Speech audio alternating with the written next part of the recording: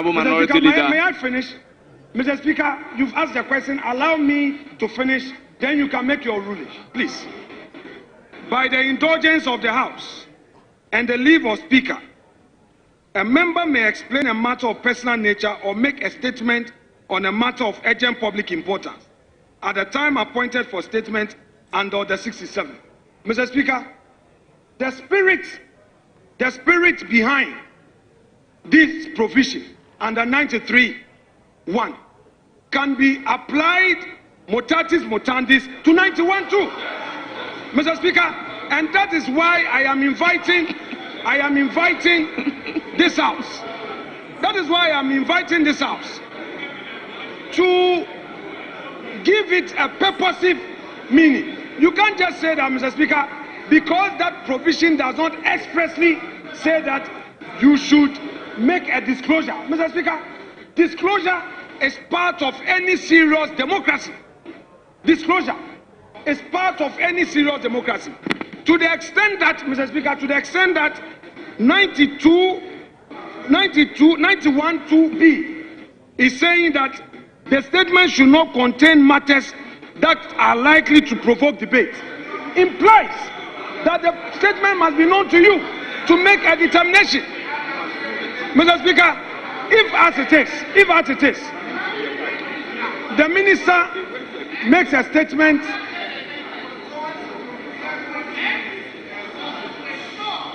Honorable Minority Leader. Mr. Speaker, please. Colleagues behind were making some noise. Mr. Speaker, please, order. My submission, Mr. Speaker, my submission is to the effect that to the extent that 91(2)(b) is putting across a caveat. The caveat provides that the statement should not contain matters that are likely to provoke debate. Oh, no. That has never been the practice. Now, if you look at Order 91, Order 91 is on statement by the Speaker and Minister. Then Order 92 is on ceremonial speech.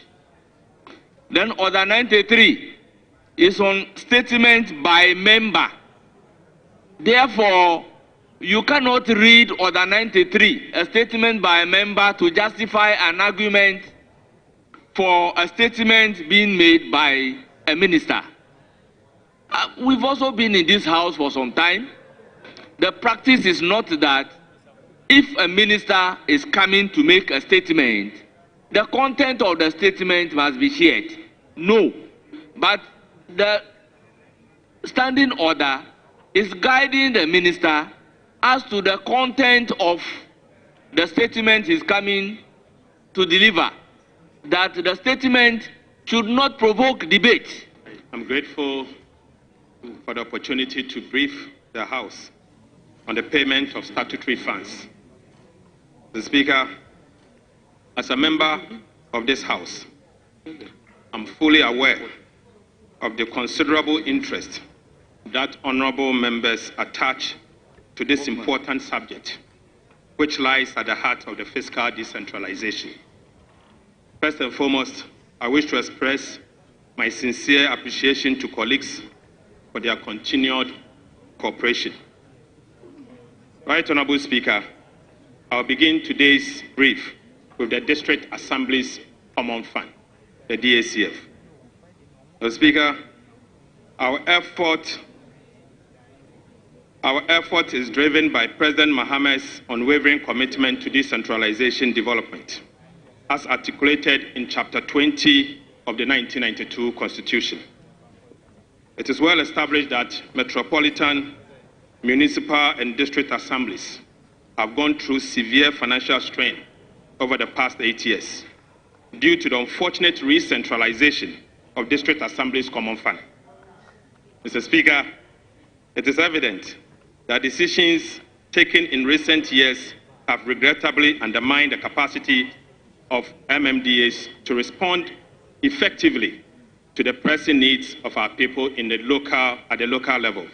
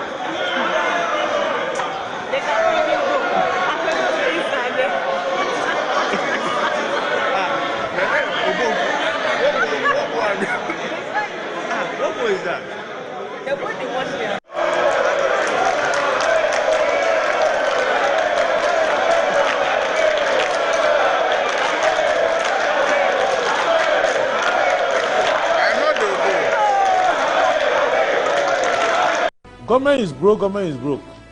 The people are spending billions to go inside the government that is broke.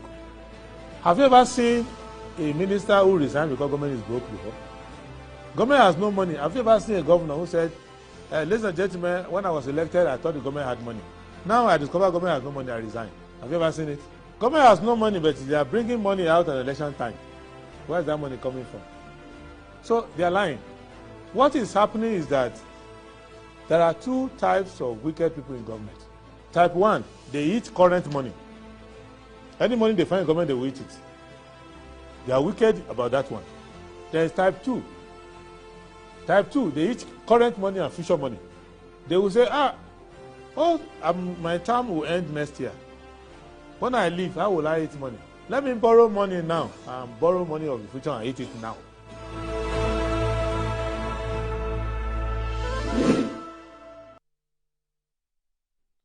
Hello, good morning. Thank you very much for joining us on Good Morning Ghana on a rather rainy day. Today, it's the Wednesday, the 4th of June, 2025. If you're out there, you're just about to leave your home, please be careful because the rains are here with us, and it's important that we drive carefully, or we pick up an umbrella and make sure that we get to work or wherever we're going safely, because Ghana needs you.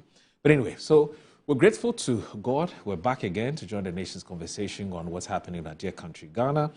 And my name is Awudu Moro. I'll go straight ahead and look at what the newspapers are reporting on the front pages. So Daily Graphic is what I'll start with, as always. 2.5 billion industrial hub stalls, quarters swarm site.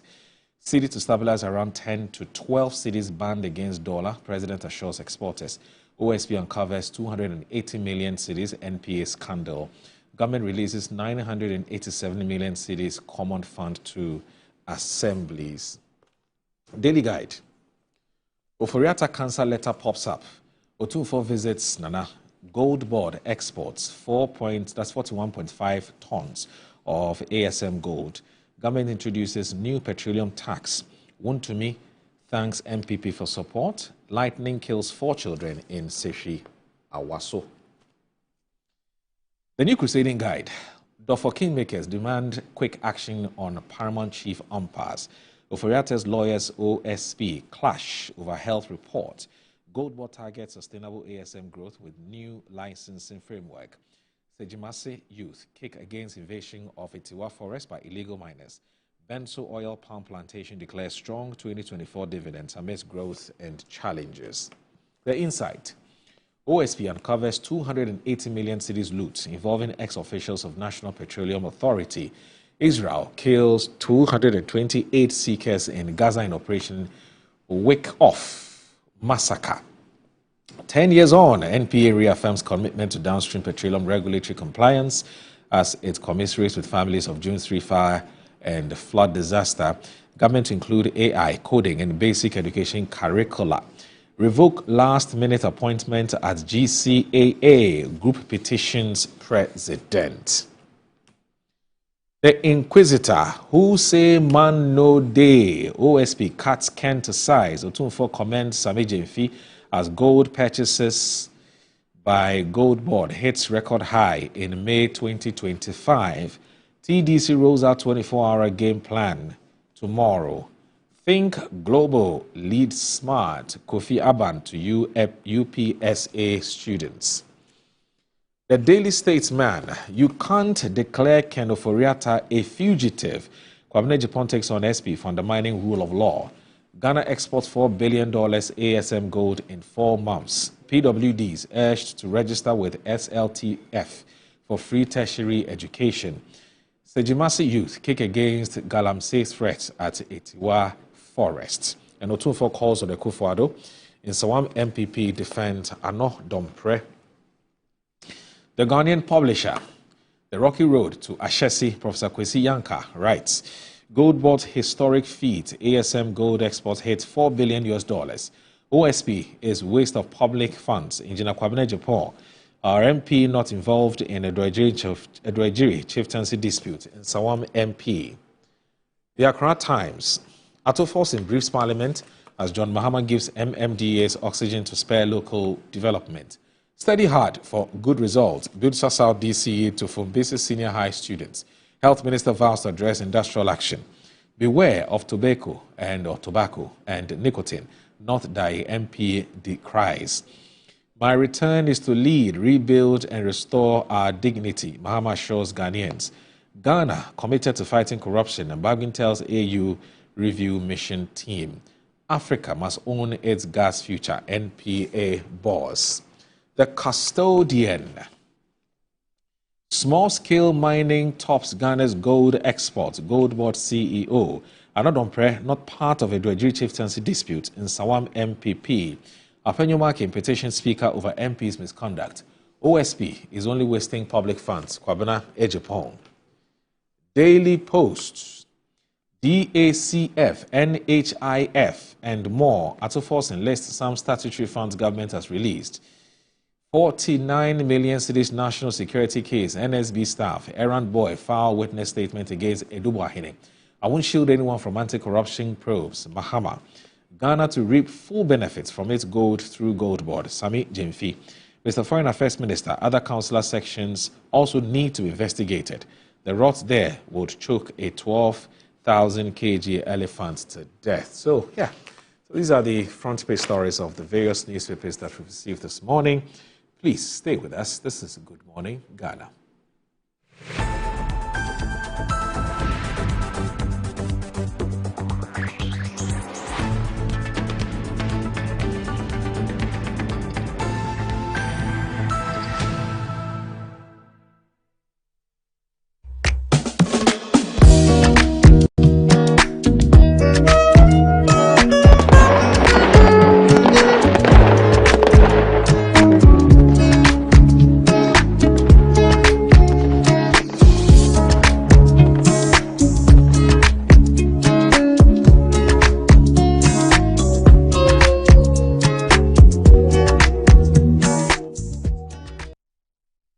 Next. Hey, Nadia Benson, Me didn't tum. Mr. Femi Calico, just call me cockroach. Now, Mr. Femi once now. Hey, that's you. Improve car. Yeah. Captain Mosquito, double the action.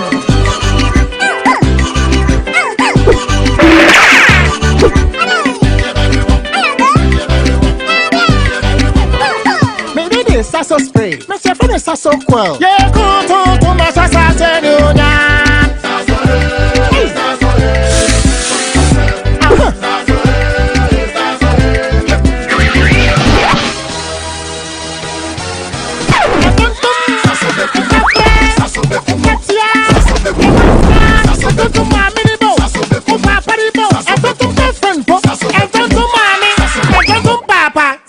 Come tum preko.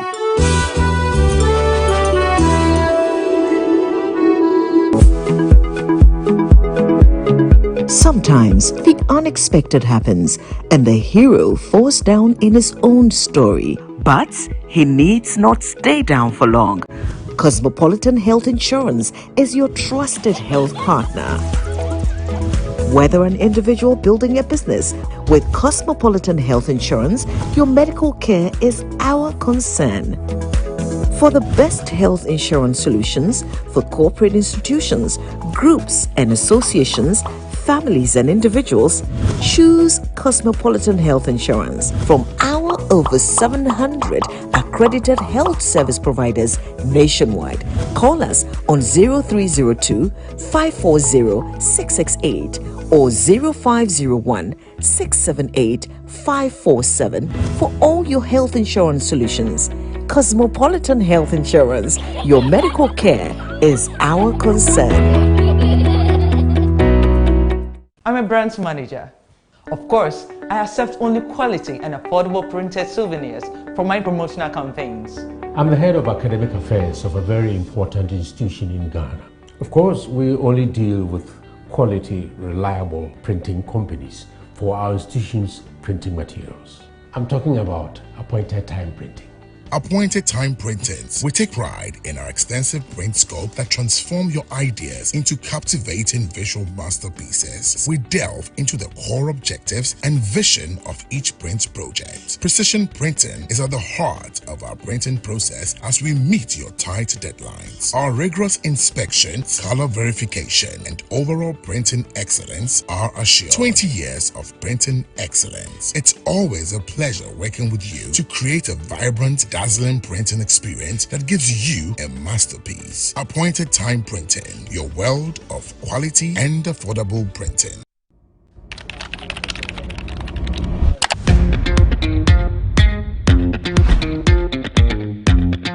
Smart, smooth, interactive, and a built-in Android active panel made for modern work and home.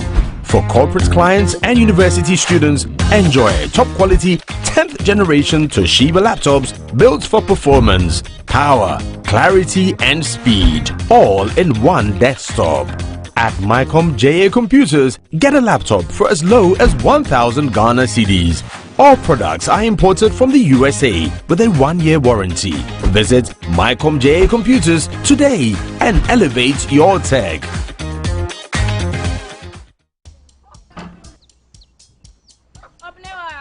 Mommy.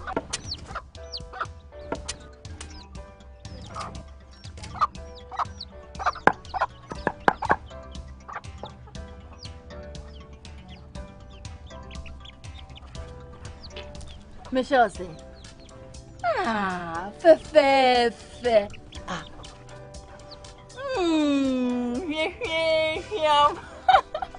Different era, better result. Time has changed and time has brought Kel Charcoal Toothpaste. Healthy gums, anti-cavity, fresher breath, and it whitens teeth.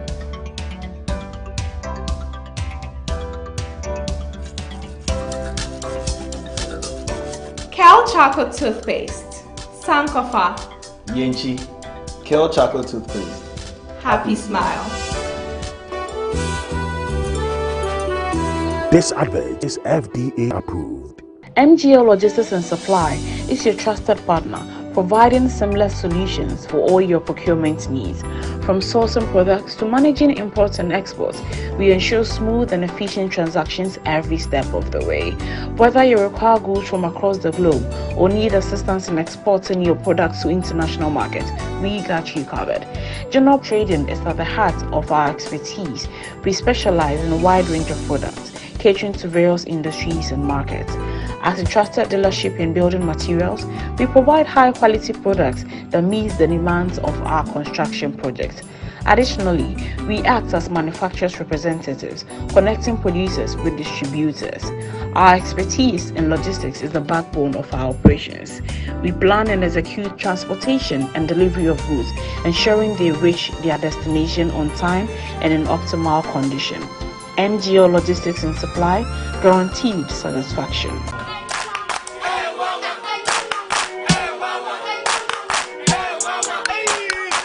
Cratchy, unemu bua unkoisha Dr. Ma uye denwa.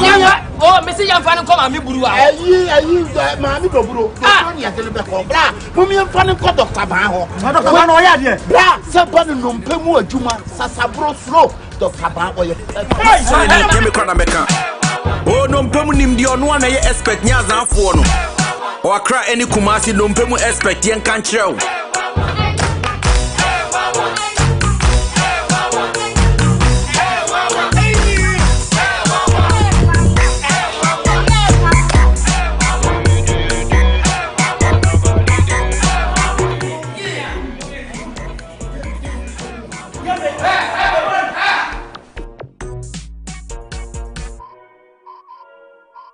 Buy affordable service plots and lands from estate masters. Currently selling our next cottage, located at the newly proposed airport city, with a starting price of 25,000 Ghana cedis.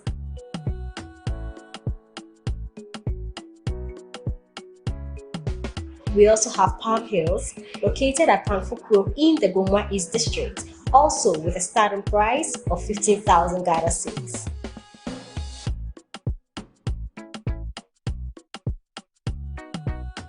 Available also is Coastal Park in Lakleku, which is a 15-minute drive from the Ningo Senior High School, having a starting price of 55,000 Ghana cedis. You will receive a free site plan with indenture once you successfully purchase a land from us. For any enquiries, contact the numbers provided. Estate Masters, your most preferred estate partner.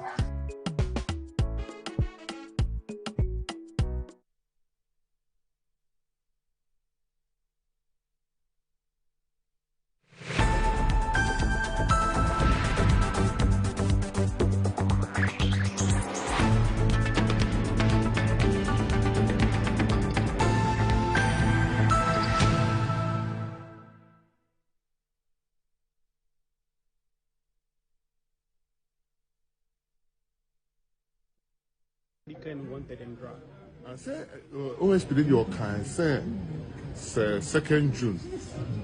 Can we have time for the whole arm make sure? But say decline wanted. No, you know a boy. Okay. And the any other for. And now we are kind of so let her buy. Just say, own team if he say, Sabi also going say. Me and I before framing. Now me were at the treatment follow. Let me get an account for it. Me who told me the catch me doctors. Me buy. Me buy Ben you would do for we recycle abuchi. Me who no must have frame you na me buy. No must say to a shed. Enti Bruni because a little bit inconvenient. But let's share OSP. Say a bit more hard. Or two days after woman to be a man. Or to play more. Call baby and before one you could be in common. It is so here kind of when you say Quran one or Bible, I see if Muhammad will not go to the mountains will come to Muhammad. Say open the paper now pay no credit now person asem na muda ho fantan ni ehu say nyese me say ma tusie ma kire emre this is a American no waka on fancy. It is our OSP Miss Best friend. Ebra Mahama, a choir, what by me won't to me the fast one. And yes, say any ayano. And yes, say any ayano. My dear said, when it dear, a or tiny bit, and I say a dish won't to me. Minya Bibia. Minya Bibia, but one year cocotoya, why win? And to concentrate in the Buabai. The Buabai. What you say? Concentrate. The Buabai. It was all minister. And now what am I now? Minister.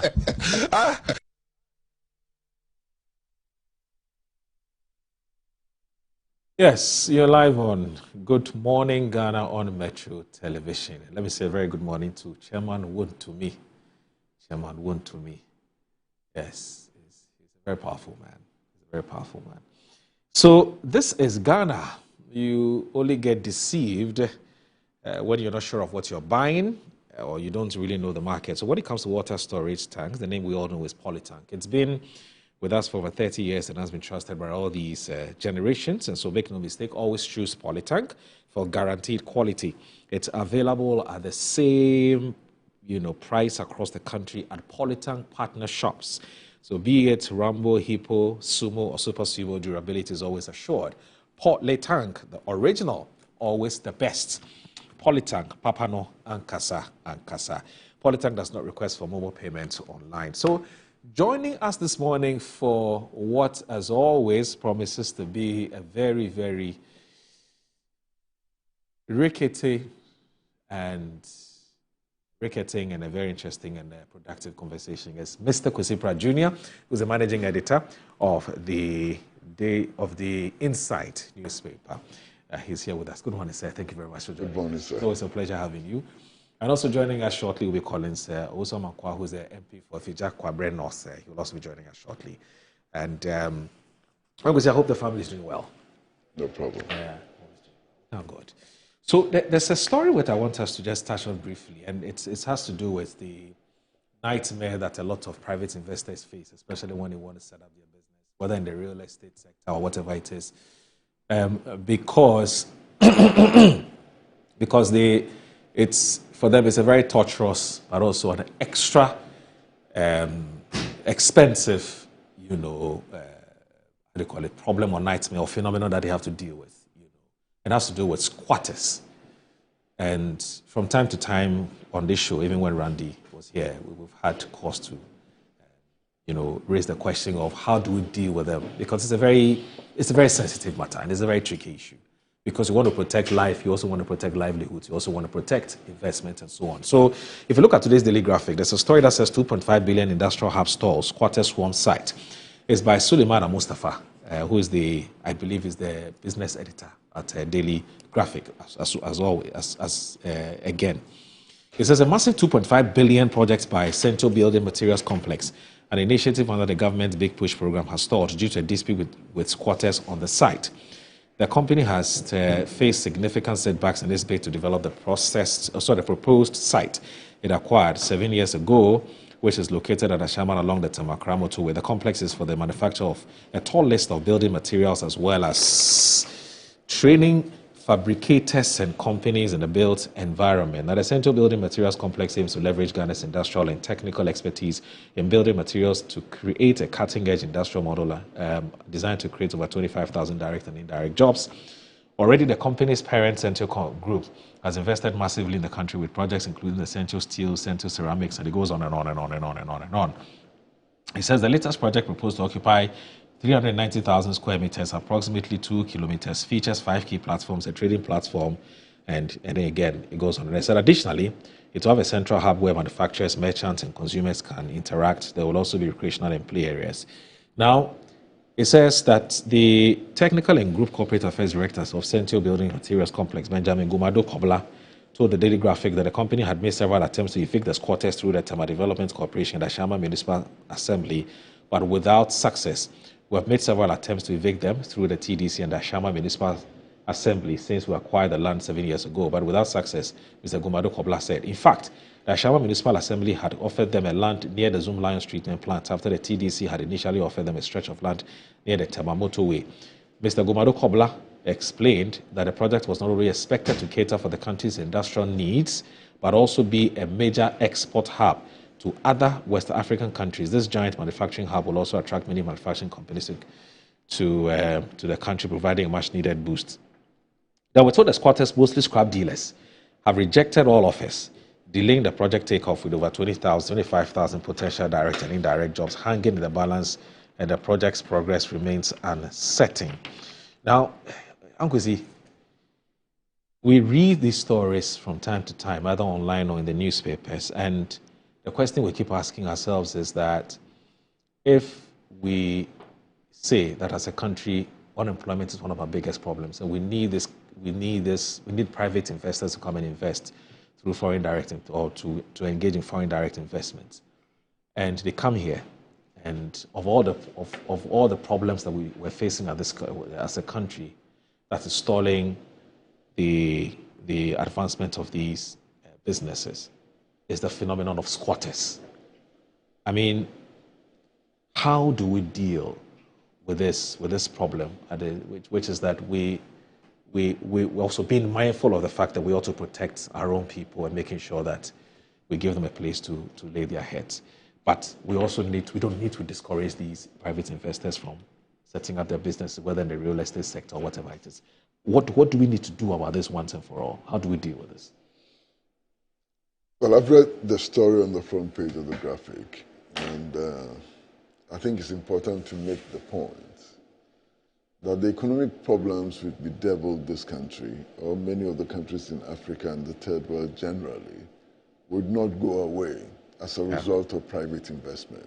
Private investment is not the answer.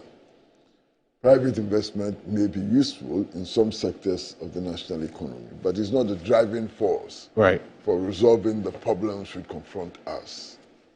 So that's the first major principle that I like to state. The other thing which is important is that when I was reading the story, I was looking out for measures which have been put in place in order to ensure that those who live on the land, no matter how you call them, that those who live on the land, no matter what you call them, whether you call them squatters or not, their interest is also adequately catered for. Right. Now, it is obvious that before the acquisition of this land, there were people on the land. Right. And you just don't move people. And I'm sure that there are thousands of people on the land. Right. Simply because there's an investor. You ought to be thinking about the welfare of the people on the land. Right. And all that we are being told is that they were offered some land by the Tema Development Corporation. Yeah. And also the District Assembly. Yeah. Land. Just land. Just land. What does that mean? These are people who have been living on this land for God knows how long. Who have their businesses there, whose social life is there and so on. I think that it is not sensitive or sensible to just drive them out. I mean, there are those who suggest that when investors want land, so-called squatters must be bulldozed out and kicked out and so on. I completely disagree. Completely disagree with that. And then also I look into our recent history. And there are many cases, so many cases of people coming into our country, claiming to be huge investors, acquiring huge tracts of land, and nothing happens. So many of them. You understand? They like the optics. They like to take the photographs, to be on television and so on, to make huge claims and so on, and nothing happens. I mean, not too long ago, there was this city which was to be built somewhere near Kaswa. Hope City. Some city. Yeah. They actually dragged the sitting president to the place. Sword was cut. Squatters were removed and so on. What happened to that project? So I think we should get serious and stop these things, I mean, I've read the graphic story. Yeah. The claims, some of them appear to be impressive. We are being told that we are going to leverage Chinese technology and expertise in creating a hub for the production of construction materials and so on. There's going to be a shopping mall and something that allows people to trade and so on. Sounds impressive. But beyond that, we should be looking for the real issues and dealing with the real issues rather than just calling for the bulldozing of so-called squatters. And in any case, squatters is a legal definition. It's not a moral definition. It is not even a social definition. It's a legal definition. If we come to land ownership in Ghana and elsewhere in the world, how do people come to own land? Think about it. Think about the moral dimensions of land ownership. Right. And think about think about land ownership from the utility point of view. And if you think about land ownership from the moral, perspective, from the utility perspective and so on, you may find that there's a lot wrong with our land tenure system. Right. And that the whole land tenure system needs to be radically changed. That is where the problem is. The problem is not squatters. The problem is what kind of land tenure system we are operating in our country, and whether that land tenure system inures to the benefit of all of us as Ghanaian people. That's all. Honorable, good morning. It's good to see you, and it's always a pleasure joining us. Yes, good to see you too, my brother. Yeah, I know the rains. I know it's yes. It's not easy, and a lot of people will struggle to get to the offices this morning because of the traffic. Oh, it's just unbelievable, But just before you join us, I mean, I'm sure you heard Uncle Kwesi when he was giving his thoughts on a matter which I said it's been one of the biggest nightmares for a lot of private investors. You come, you go, you borrow money, you want to come and set up a business. Some people are there, they say, they've been there for God knows how long. Some of them will tell you that it's a generational thing. And yet the person who is setting up the business has actually paid for the land. However the person paid is another conversation we can have. But it says, I've acquired the land, so you're supposed to move away for me to set up a business. And we've seen in some cases where this business owners would litigate with the squatters for a very long time, and then they would decide to just take their investments back to wherever they they got it from. And again, we're here. We say we're looking for people to come and set up businesses and create jobs and make the economy better, pay taxes and so on. So how do we navigate our way around this issue? And as much as we also want to protect the lives of the dignity of these people who are there. Good morning, and good to see you again, Ankwesi. Anyway, that's Honorable Collins, or let's say Collins Adomako Mensah. He's an Honorable Member of Parliament for the Ifija-Seche North constituency, also a ranking member of the Ifija-Kwabre North. But I'm not surprised it's Seche. It used to be Seche. Yes. Yes, so Ifija-Kwabre North, yes, also a ranking member of the... I always, whenever I read such stories, I don't know why, Ankwesi, we always go to blame the squatters. Okay. For the want of a better word. All the time, we blame the squatters. Something interesting happened just last week. Okay. When the regional minister went to the Ramsey side. Yes. The one at Telashibi. Thank you. Yeah. The indigents, the people you call squatters. Yes. They kept pointing fingers at one gentleman who works with the TDC. TDC. Yes, true. He says, Nasa Ubedi Iskadebia. Yeah. Live television. They have been paying rent. Yeah. The same TDC guys and all those big guys that you're referring to, when they sell this land to the businessmen, they know that these people, they're squatters. It's because they are vulnerable. So it's easy for everybody to blame them. Yeah. These are Ghanaians. We are not condoning illegality. But when you are in authority and you have a responsibility to protect a certain land, and you allow a group of Ghanaians to come settle on the land for 50 years, 20 years, you've been going there to collect your so-called rent. Then suddenly, as I'm going to say, a private individual from China, from somewhere, comes, give you some dollars, and then now you bring your thinking cap right to say that the law says don't be here. When after all these years, you've been charging the guys. You've been sleeping on the job. Absolutely. It is easy to blame the squatters, but we leave the people who are supposed to ensure that that land is left fallow for a certain purpose. In every district, there are town country planning officers, there are engineers, we pay everybody in Ghana. It's somebody's job to ensure that these people who are selling here do not sell here. When you leave them to sell there for a long time, that becomes their livelihood. When you want to move them, it's either you provide an alternative for them. Otherwise, if you come and say, oh, you are scatters, leave, I'm sacking you, you're creating problem for everybody. Right.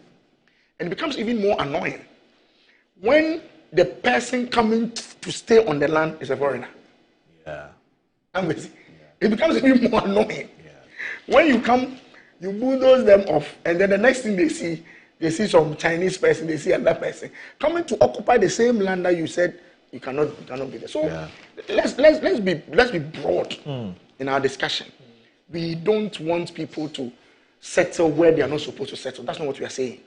But those in authority who are supposed to ensure the people settling there are not supposed to settle there should ensure that they don't go there in the first place. Yeah. In order not for us to get to a point where we have to be confrontational, then there's a problem.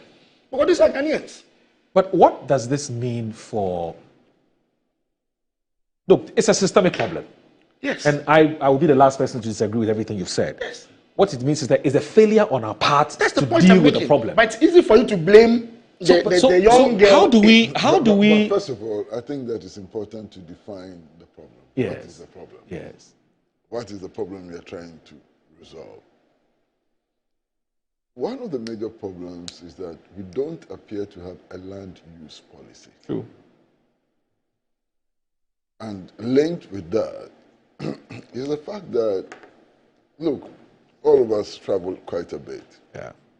And these days when you travel, as you descend from the skies, you see that in many cities, the lands around the cities are used for agriculture, what they've come to call the peri-urban agriculture. When you land in Akutuka, what do you see? You understand? So what kind of cities do we want to build? What kind of cities do we want to build and so on? Yeah. That's an important part of the question. Then there are questions about environmental degradation and so on. I mean, Ramsar sites are being built upon, lakes are being filled. Lakes which should be holding areas for water, you know, during rain and so on, are being filled for housing construction and so on. Yeah. And then there's the question of land ownership itself. Who should own land? Yes. And when the Chinese Revolution occurred, the slogan for land use was land to the tillers. So it didn't matter whether your great-grandfather was a buccaneer who raided others and drove them off their lands, and therefore you own land. It didn't matter. Yes, that's immaterial. It's immaterial. Yes. It didn't matter whether your great-grandfather or your ancestors actually stole lands and legitimatized it through colonial edicts and so on. It didn't matter, you know. You see, Master, let me tell you my own story. And it will give you a very interesting idea about land ownership in this country. You know, I come from Apam. You see, the castle which was built in Apam is on a hill. My great-grandfather was a carpenter and assisted in building the castle. Okay. Do you know his reward? They told him to stand on top of the hill and throw a stone.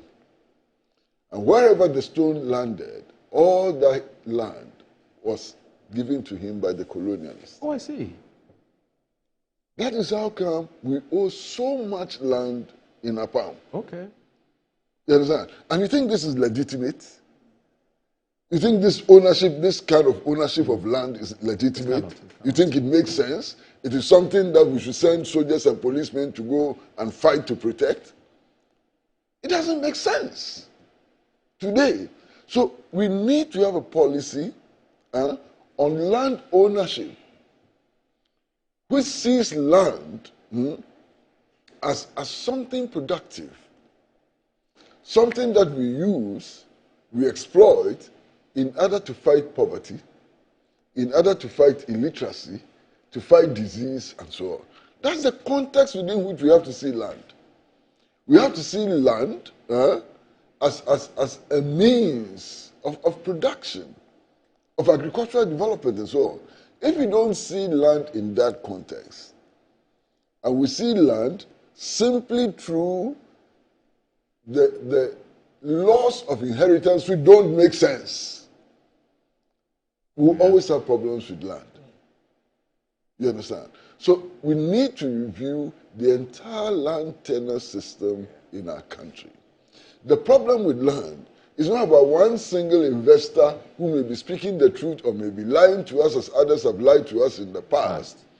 It's about how do we use our land to maximize our advantage? How do we use our land to make sure that we produce medicines, we produce food, we create jobs, we provide livelihoods to the needy, and so on. That's the challenge with land. So what do I do, Collins, as a private businessman who wants to come and do business in Ghana? You have these problems, you have these systemic and structural problems. You've not been able to deal with them.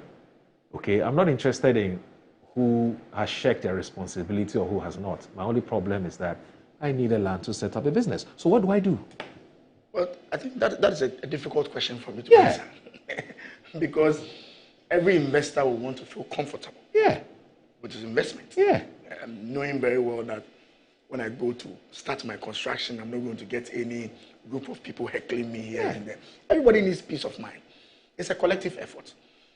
My point is that I don't want us to focus on the squatters, as we call them. Because really, they have to leave.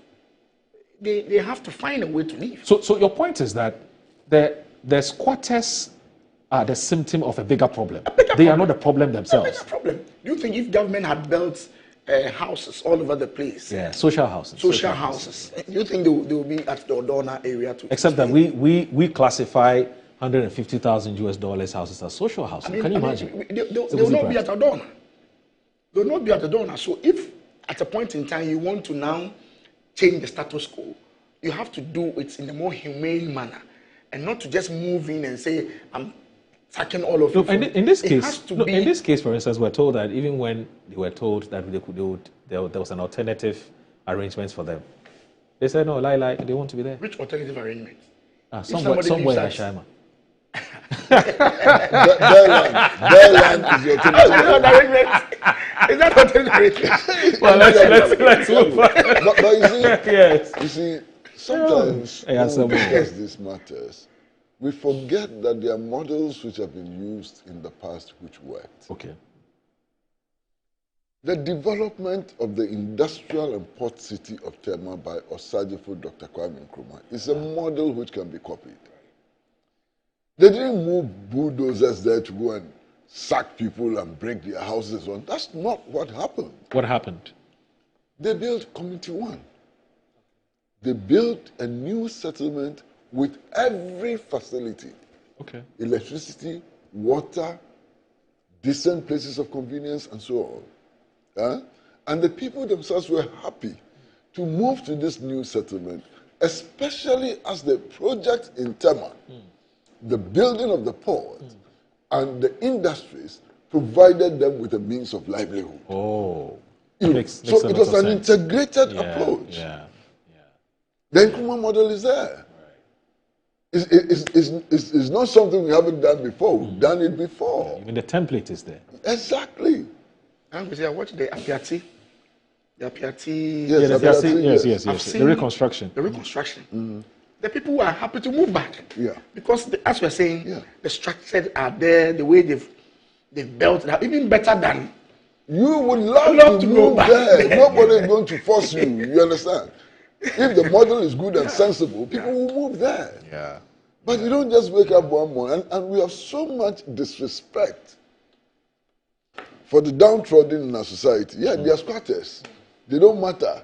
They may not be able to employ lawyers and engage in lengthy litigation and so on. So get the soldiers. Yeah. Let them pick their AK-47. Get a few bulldozers. You go there and you raise everything to the ground. And you don't care about what is going to happen to the 2-month-old baby living there in the squatter camp. And you don't care about what is going to happen to the nursing mother living in the squatter camp and so on. Look, those of us who somehow... That's the Apiati, how do you call it, facility. Yeah. But those of us who somehow, through the benevolence of the cocoa farmer and taxpayer and so on, have managed to acquire a little education, and what sometimes we mistakenly refer to as sophistication and so on. We should show a lot more respect to our population and stop behaving the way we behave. Okay. Squatters, drive them out and so on. Okay. Oh, an investor is coming. Yeah. And it gets worse when they say the investor is foreign. Then we will kill for the investor. You understand? We should stop that and focus attention on building a more viable and prosperous country. Anyway, so we're now getting into our main, what I call the big stories that are making the rounds, or the bigger stories, let me put it that way. So I'm looking at Daily Guide, and there's a story about government introducing new petroleum tax. It's on page 3 of today's paper. And we're told by Ernest Kofi Edu from Parliament House, who says the government has introduced a new petroleum levy aimed at resolving the country's mounting energy sector debt and avoiding what Finance Minister Dr. Kasim Lato-Forson describes as an imminent collapse of the power sector. Now, presenting the Energy Sector Levy Amendment Bill in Parliament yesterday, Dr. Forson said the new measure would raise additional revenue to pay off legacy energy sector debts and fund critical fuel procurement for thermal power generation. The object of this bill is to raise additional revenue to support the payment of energy sector shortfalls, reduce legacy debt and stabilize power supply. The minister told the House and added, the power sector is the biggest economic and fiscal risk we face presently. It could lead to a major crisis if we fail to confront it head-on. The finance minister revealed that the country's energy sector debt stood at $3.1 billion as of March 2025. Oh, that's a lot. That's almost 45 billion cedis. Anyway, and it says that the finance minister revealed that the country's energy sector debt stood at $3.1 billion as of March 2025. This figure includes amounts owed to independent power producers, fuel suppliers, and state-owned enterprises due to non-payment of bills. Key financial guarantees, including $512 million World Bank IDA guarantee and a $120 million GMPC guarantee, were fully drawn down in 2024. To restore these guarantees alone, the government requires an additional $632 million, he said, noting that at least $3.7 billion will be needed to clean up the sector's overall debt. Ghana's growing reliance on thermal power has led to increasing fuel costs not covered under current electricity tariffs, including liquid fuel cost in the tariff structure, would lead to a 50% rise in electricity prices. According to the Public Utilities Regulatory Commission, a move the minister said would harm households and businesses. In 2025, we'll need $1.2 billion to procure fuels for thermal plants alone. Dr. Forsing stated the fiscal space cannot absorb these. To address the funding gap, the bill proposes 1 cedi levy on every litre of petrol, diesel, and related products. The minister assured the House that this would not result in an increase in fuel prices due to the strong performance of the Ghana cedi. Now, simulations show there will be no increase in the export price of petrol and diesel in the current pricing window if this levy is imposed. And we saw the minorities' reaction to the introduction of this tax. They walked out. It was actually a walkout, but the majority went ahead and passed it. Uncle, what are your thoughts? Necessary but painful, or unnecessary? Well, I don't even see the pain. Okay. So this is what happened in Parliament yesterday. Yeah, I don't see the pain. They vacated their seats. And, my brother, I think the minority should start getting serious. You know, it's taking too long for the minority to start getting serious. In spite of the imposition of this tax, petroleum prices are much, much cheaper than they were 4 months ago. Is that not the truth? That's a fact. In spite of the imposition of this levy, petroleum prices are climbing down. So this minority show, and luckily one of them is here with us, he perhaps would explain to us what all this is about. You understand? Right. The point of the consumer is that we cannot deal with escalating fuel prices. It leads to increasing in food costs, it leads to increases in transportation costs and so on. But just last week, public transportation costs came down by 15%. So what is the protest about? I don't understand. You know, Collins, my good brother Collins, may explain. And I know that he's quite eloquent. So I'm waiting for him to explain this their show in Parliament. What it actually means. Because as far as I'm concerned, it's just an empty, useless show who doesn't bring anything. Okay? Now, in addition to what I've just said, we have a huge problem with the power sector. In fact, the entire energy sector is riddled with debt, estimated in the billions of dollars. $3.1 billion. As the regional how do you pay that debt? They should show us how to pay that debt. You understand? And we are in this situation also partly because before the first Mahama administration left office, it instituted measures which would have enabled us to retire the energy sector debt. They came and used it as a guarantee for loans. You mean ESLA? ESLA. They came and used it as a guarantee for loans. So now, that measure which was instituted to enable us to deal with the energy sector debt has been wasted, completely wasted. Now we are all experiencing doomsor, and it's interesting when the NPP is in power, when you experience doomsor, they say, no, it's not doomsor, it's doomsay. The NDC has also come to power. When you talk about doomsor, they say, no, it's not doomsor and so on. Master, doomsor is just simply experiencing power outages. That's doom. So we're experiencing power outages. Erratic. Erratic, sometimes very erratic. You understand? So the point I'm making is that we have a problem with the energy sector, especially with the power sector, which would affect industrial output, which would affect everything in our country, which would affect production. We need to find ways of plugging the holes, of paying the debt. And if we can find ways of doing that without increasing the hardship on our people, what can be better than that? Right. Maybe I'm wrong. And I'm willing to listen to my brother here to explain why this measure is so bad, so very bad that they had to walk out of Parliament. He perhaps would explain. You know. Right. You walked out yesterday, Collins. You must have very compelling reason why you walked out. What are your reasons why you walked out? Why didn't you want to be a part of this? Well, first of all, I started a debate on the floor yesterday. Okay. And I made the point very, very strongly that as a minority, we are against any attempt to increase taxes on the ordinary Ghanaian. Ango Kwesi's long-standing position on taxes has been that he's always with the ordinary Ghanaian. Today, he seems to be okay with this current increment, and that's my surprise. My brother, you see a shift let me give you a piece of advice. Especially when I'm sitting here with you. Yes. Please learn that you cannot speak for me. I speak for myself. All right, okay, I hear you.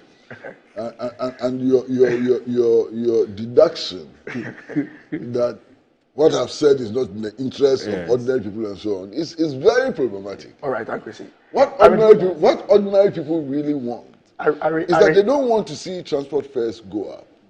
They don't want to see prices of food go up. They don't want to see the cost of educating their children go up and so on.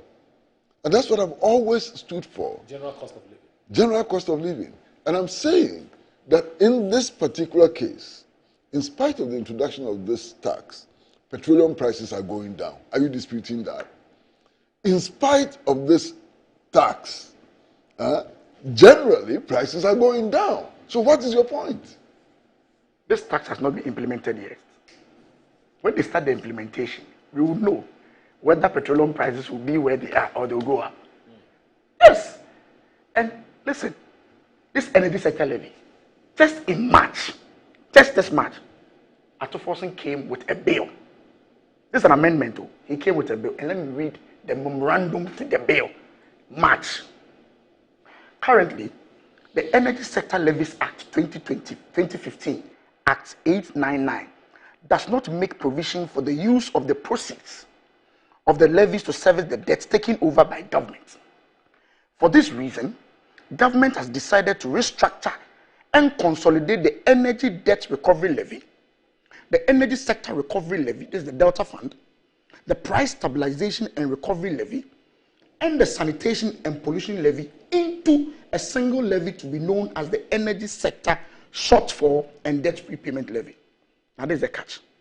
This consolidation will, however, not increase the amount charged on each of the petroleum products. This was in March. This was in March. He says the levies, it will not change, it will not increase. This was in March. We in the minority, we expected this. When he came to Parliament to take away some of the revenue lines and created the impression that he's with the Ghanaian people, he has taken out e-levy, he's taking out betting tax. We knew we were going to get here because he has to find a way of closing that gap. That is where we are. Listen, last year, 2024, the e-levy that we talk about, it's raked in 2.1 billion. E-levy. What this means practically is that the amount of money it took away from the Ghanaian people was 2.1 billion. This new act that he's brought, yesterday he gave us a fiscal impact analysis. He's projecting to get 5.7 billion. 5.4 billion, which is double the price, double the amount. Not 5.4? I'm saying you can even use 5. Or use 4. No, it's a 5.7. I have it here. I have the fiscal impact analysis on my phone.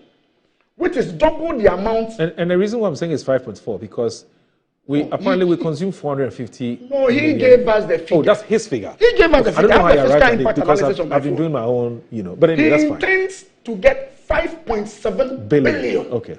Which is twice more than the e-levy. So what's the problem? So the amount taken out from the Ghanaian people is doubled. It has doubled. His argument, the whole argument is that exchange rate has stabilized. It has come down. So the gains that he's making, he thinks we should share the burden. That's basically what he's saying. All the explanation that he gave on the floor. We are selling at 16 cities. Now it's 13 cities. There's a 3 cities rainfall. So that 3 cities that is coming to you as an ordinary Ghanaian, give me 1 city. That is basically that's what's saying. That is it. Listen, I have the bill here, the old bill. Petrol. This is per liter. And people should listen. It's per liter. 1 gallon is 4.5 liters. So when you buy 1 gallon, you are paying 4 cedis, 50 pesos. Yes. Per gallon. 4 cedis, 50 pesos per gallon. When a VIP bus buys 30 gallons, you can imagine how much you pay. This is an increase. No amount of explanation by Atufos on the floor. Yesterday we met them. I told Atu, all this explanation you are giving, the bottom line is that you want to increase fuel. That's what you want to do. The only respite he has is that the components, there are a lot of components that leads to the pump price. One of them is having a very positive, favorable outlook, which is exchange rate. True. That's all. And the rainfall he's making from there, he thinks he should just put it into another new tax. That's what he's doing. That is exactly what the position he's making. But what do you find wrong with that? Oh, so now you don't find it. I want to know what you find wrong. It's not strange, Ankwesi. It is not strange. Now let me explain why it is very strange. It is not, Ankwesi. It is interesting that very strange. It is interesting that now you don't find anything strange. No, I'm not asking you. It's an increase in. No, I'm asking you. No, you just explained. You just explained. No, Collins, don't get me wrong. One component of it. Yes. One component. What you are doing is that. Yes. One component is making a good shortfall, good rainfall. Yes. So let me take part of it and push it. Oh, I see. Honorable. You are robbing Peter to pay Paul. I beg you. That is what you are saying. Honorable. That is exactly what Atufos is doing. When your government was leaving office, what was the price of petrol? Ankwesi. Today, what is the price of petrol? Has it increased? It has gone down because of an exchange rate stabilization. And shouldn't we benefit from the exchange rate stabilization in order to address other sectors of the national economy? Let me also tell you. What are you talking about? No, Ankwesi. But that is how the economy is running. That is not it. Last month you increased electricity by 14.5%. Me? I'm talking government. I'm talking about the government. No problem, government. But I'm coming. Honorable. Ankwesi. When you were leaving office, it's not about me. No, your government. When your government was leaving office. I'm talking about the government.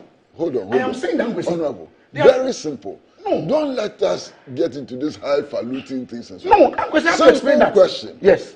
When your government was leaving office, what was the price of petrol? What is the price of petrol today? It has gone down. How can you have the moral authority be complaining that the price of petroleum products are going up? Ankwesi, I have when every you right. Took it to... No, I have every right to discuss what they brought to Parliament. I have every right to do so. They have increased electricity by 14.57%.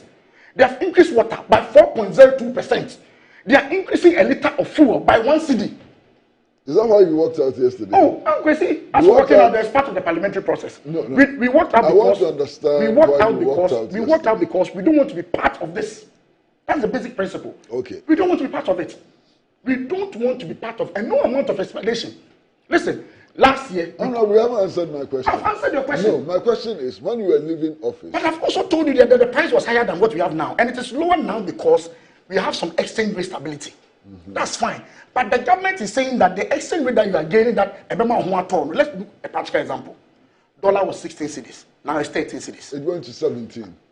17 cedis. Let's do whatever. 17 cedis. And now it's 12 cedis or 13 cedis. You are making a profit of 4 cedis. That 4 cedis that you have as extra income, disposable income, you are being told that 14.57% of that is going to be used to pay electricity. You are being told that 4.02% of that is going to be used to pay electricity, water. You are now also being told that 1 cedi of that is going to be used to pay for electricity, fuel.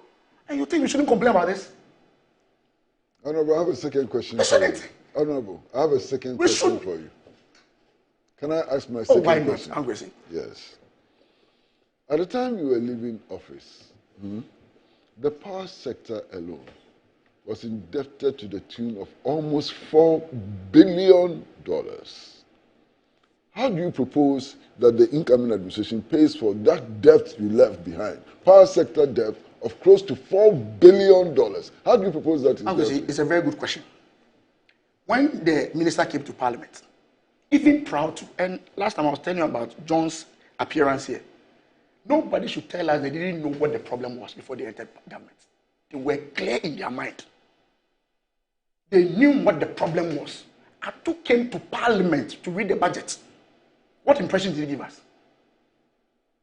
What impression did he give us? He says he's taking off taxes and that there are more innovative ways to rake in money. That's what Atu said. We're here in Parliament. Me try 11 me try betting tax the total amount we got from those places, what he's done now, is double. He has robbed Peter to pay Paul. He has taken e-levy out, brought another e-levy. That's what he's done. You haven't answered my question. That's what he's done. Oh no, you haven't answered my question. Uncle, I just want to focus on my point. I'll answer your question. You're asking about ways to do it. Is that not it? Yes. Show me how else the problem can be solved. Show me. Uncle, I'm not on the line. No. I'm not in government. They are in government. They should be magnanimous enough. You have a responsibility, even outside government, to be reasonable. We have are a being responsibility to be practical. We are being reasonable. When we are criticizing a certain policy measure, you should have an alternative, a better alternative. Show me your better alternative. We are being reasonable. Show me how reasonable you are being when there's a debt of close to $4 billion hanging on our necks. That debt was there since January when they came to power. That debt was there when he came to Parliament to read his budget. He did not make any provision. Now he is seeing that all the populist thing that he was talking about, any tax waiver, is not sustainable. He is back to charge the same tax and even more. That's the point you are making. Already you are taking 14.something% on electricity, 4.something on water. Now you are charging per liter. A liter. You watch when they start this implementation of this. You watch. What? Honorable, how do we prevent a total shutdown of the power sector of the national economy as a result of rising debt? How do we do that? Show me. Show us. Everybody is watching. You are a very articulate young parliamentarian. You are. Show us how to deal with that problem. But he's just told you that he's not been voted for to solve problems. There are people who have been voted for to solve the problems, so they should deal with the problems. That's what he said. Masa, that's what he said. That's not what he said. No. Because he said somebody has been voted for. I beg you. If that is what he said. Yes. And I'm a Collins. Masa, if you insist that that is what he said, you portray him as an irresponsible parliamentarian. Yes, that's what you'll be doing. And I think it's unfair to him. I don't think that he is irresponsible. I think he's a very responsible person. Yesterday. The duty of the parliamentarian is not just to go into parliament and kick against everything. The parliamentarian has a duty to make suggestions for improving the conditions of life of the Ghanaian people, to make suggestions which will remove hardship, which would make sure that the power sector runs and so on. And I want to believe that that is the role they are playing in Parliament. I want to believe that my brother here is a responsible member of Parliament and that his title, Honourable, is earned. I want to believe that. You understand? And that is why I'm posing the question. You know that I'm responsible. You know. And that is why I'm posing the question. All that we have said, how does that take away the huge debt of close to $4 billion that the power sector is carrying? I'm with you. All that you have said, I'm coming. Just hold on. All that you have said. Compare petroleum prices 4 months ago till now and see whether the suffering of people has been alleviated or not alleviated. This has not been implemented. This has not been implemented though. It would not take petroleum prices to your level, to the level you left. It's not about my level. Do the calculation. The Ghanaian people decided that my level was bad. So he has taken me out of government. Yes. The guy who was coming in said that when I come in, I will have innovative ways of not reaching your level. I'm saying that this measure will not reach your level. No, he said he has. Will it reach your level? No, he said he has innovative ways to change the fortunes. Do you think if NDC during their campaign had said, when I come, I'm going to increase taxes to take care of the debt, do you think they would have won the election? Do you think they would have won the election if they had told us that when I come, one of the ways to deal with the energy sector debt is for me to increase the levies? But Collins, Collins, you are being so unfair. No, I'm not unfair. Now let me explain why I'm not being unfair. Now let me explain why I'm not being unfair because you are putting me on the spot. No, can I explain why I'm you're saying unfair? that I'm not the one in charge. Can I explain why the you're people unfair? in charge created a certain impression. Because you just heard him. Yes, created a certain impression. Hold on. That when they So don't expect him to give you when a they solution. come, Yes. Look, and I'll tell you my I want solution. to protect my brother. Yes, but I'll tell That's why I'm not giving him hard punches. Yes. I'll tell you my solution. I'll tell you what I think should be done. Listen. Why you are being very unfair? In the last elections, one of the campaign messages of President Mahama and the NDC was simply that they introduced a levy in order to deal with the energy sector debt. And that if that levy had been used for purpose, the energy sector would not have accumulated such huge debt. Is that true or not? True. So how can you sit here and say that they didn't tell us that the introduction of a levy to deal with the energy sector debt was on the cards? They told us that that was their solution. That their solution was ESLA, didn't they? Yes. So are you not being very unfair? No, their solution You are was being extremely their unfair. solution was not to increase. If Ato wanted to increase, when he brought this bill, Why do in you March, reduce everything to Ato? he's the finance minister. He brought this bill to Parliament. And I'm saying that this bill is just an amendment. He brought the bill in March. And in March, this is what he told us in his memorandum. That he's not going to increase. I wish somebody else were on the panel today, advancing the kind of arguments you're advancing. No, but you know, because with you, I'm constrained. No, I'm being very honest. With you, I'm so constrained. This is what he told us. We'll take a breather, but what I do know is that, John Jinapor for a very long time, even when he was in opposition, when in government, has said it time and again that we have a huge energy sector debt to deal with. Yes. But he always says, and I want to put him on record, which is that we all have to find a way to pay for that debt. Because we obviously don't expect either the president or the vice president or a minister or anybody to pay. It's going to be all of us. Now, the issue raised about what appears to be either an afterthought or what appears to be a bit of a shifting position, which was that we don't necessarily have introduce any new taxes or new levies to deal with the problem, and that there are innovative and creative ways of going about things. And this is a legitimate concern you raised. But it doesn't take away the philosophy undergirding what has happened. The philosophy has always been that we have to find, we have to tax our way out of the problem.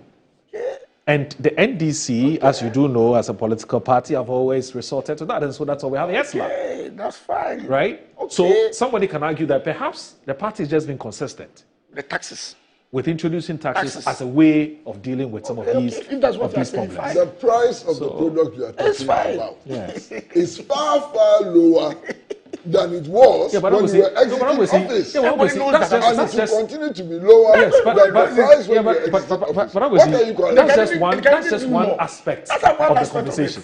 Show me the other aspect. The other aspect has to do with, like you said, what was said in the past and what is being said today. What was said?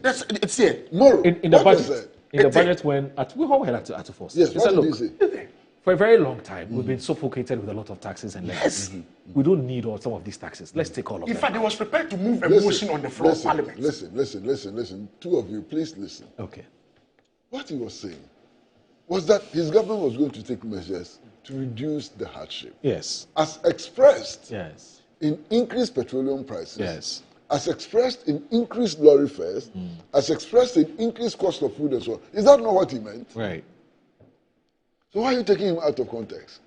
As we speak, I insist that the price of petroleum products are much cheaper than they were 4 months ago. Nobody's arguing about that. And they will continue to be much cheaper than they were 4 months ago. Nobody's arguing about so that.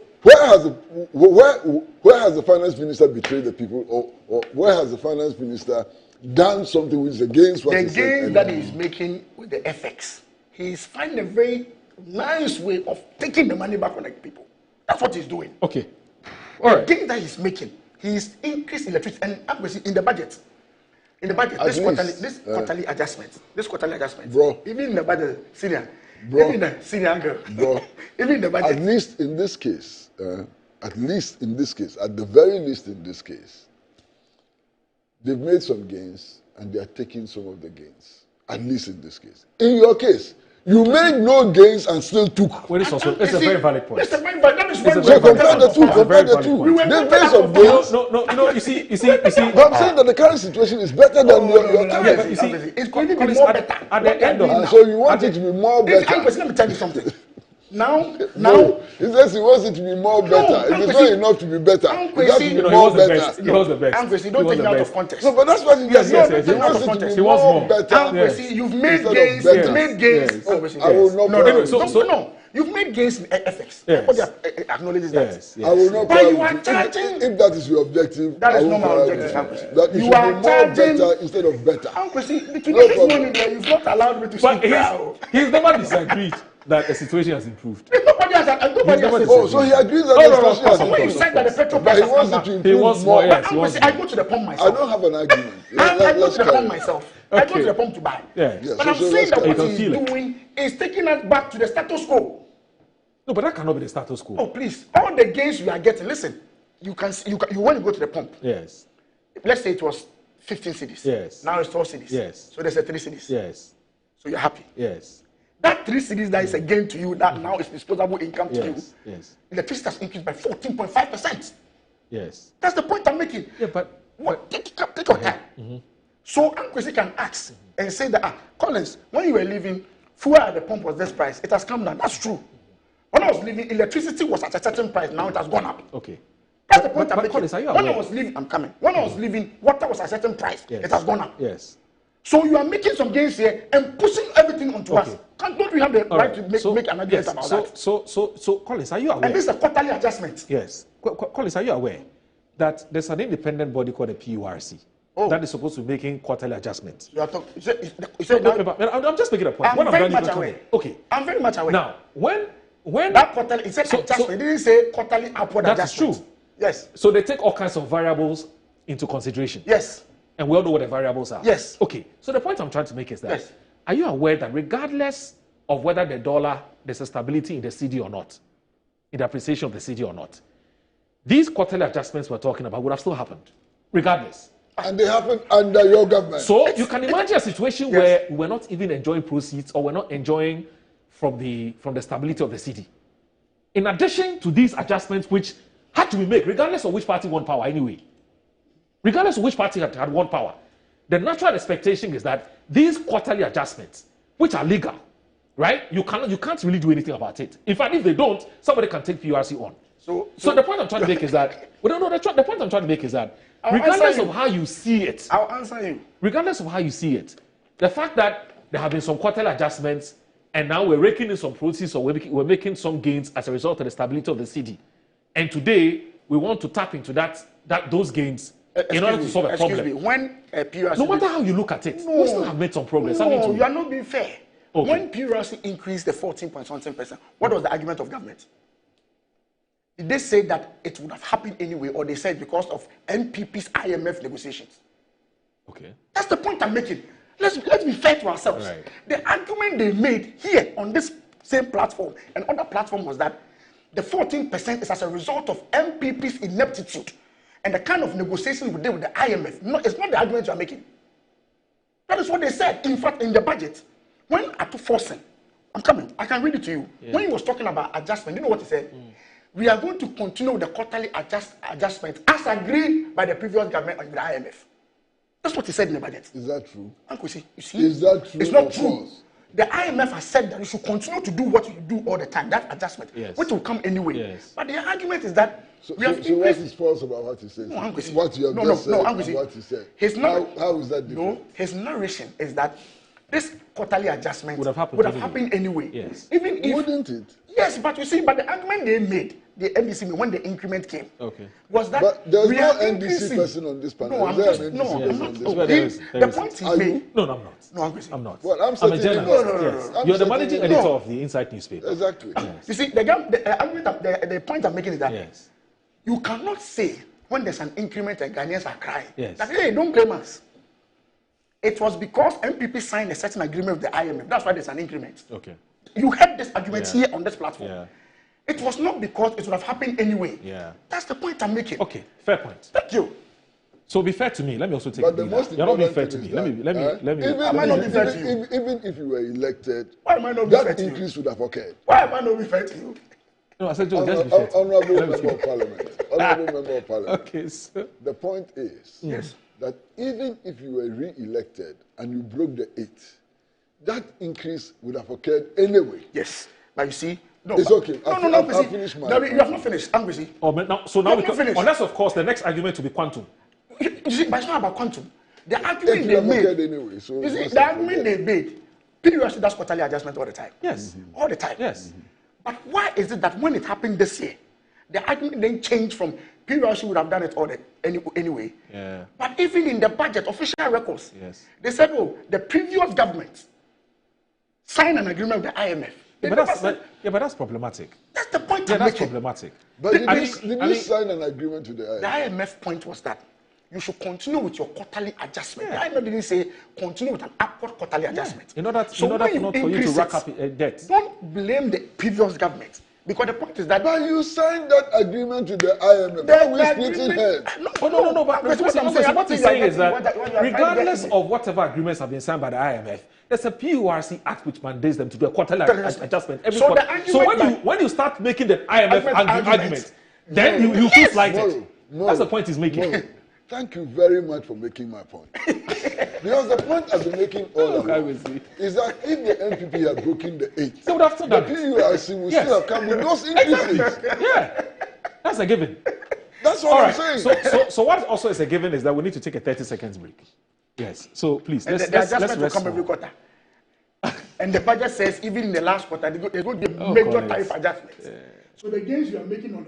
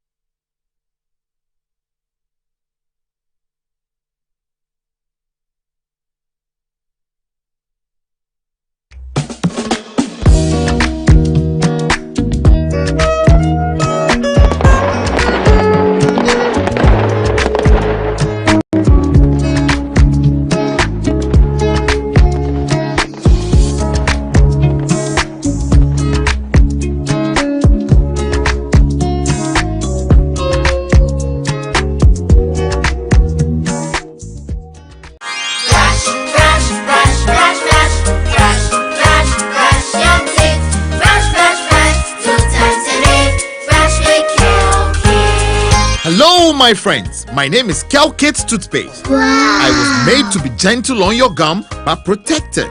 I will protect your teeth from cavity, make your teeth whiter, stronger, keep your mouth fresh all day. And best of all, I'm strawberry flavored.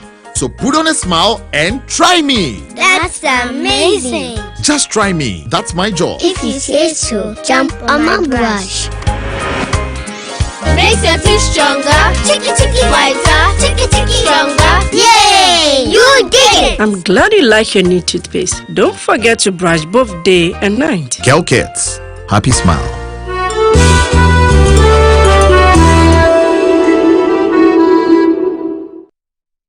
I'm a brand manager. Of course, I accept only quality and affordable printed souvenirs for my promotional campaigns. I'm the head of academic affairs of a very important institution in Ghana.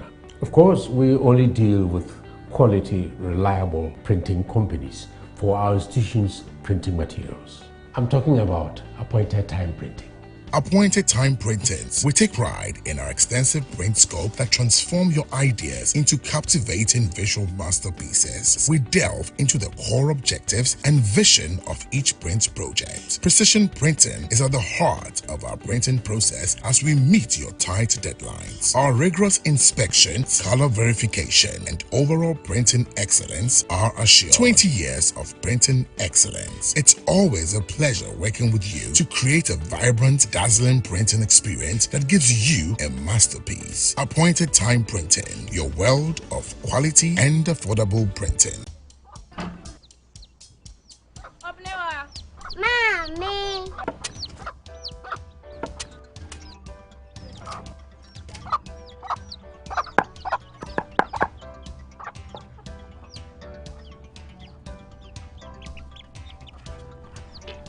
Michelle say.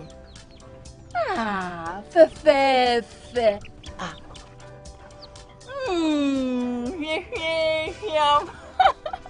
Different era, better result. Time has changed and time has brought Kel Choco Toothpaste, healthy gums, anti-cavity, fresher breath, and it whitens teeth.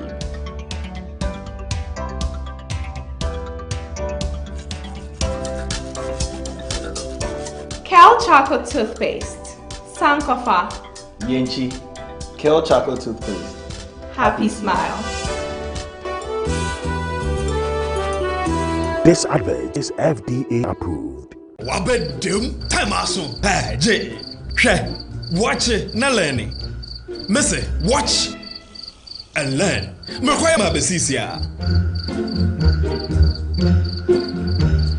Abozing. Akache say no ya konate and the more drink woman.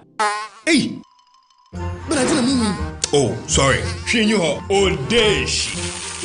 Eji. Dabio, baby wom. Ready? Hey, baby wom. Ah, Eji. I'll cause some discomfort.